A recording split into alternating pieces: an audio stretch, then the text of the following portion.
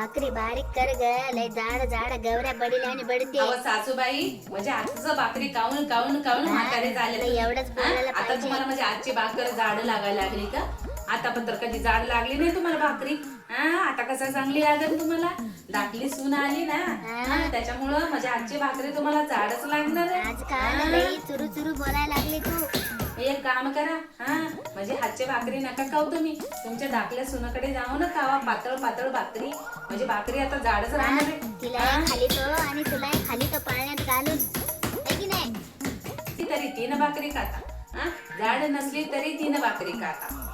अजून मला म्हणता की जाड भाकरी झाली म्हणून. मी काय मुद्दाम करते का? कधी कधी पीठ वळत नाही म्हणून मी कधी जाड होती कधी पातळ होती भाकरी.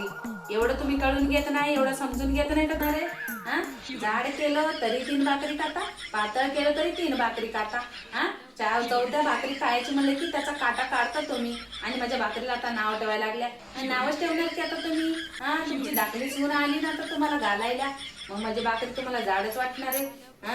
मी म्हणते ना तुला, लय चुरू चुरू बोलायला लागली. 4 भाकरी खाते, काय बी खाते मी, माझ्या पोराचं खाते मी.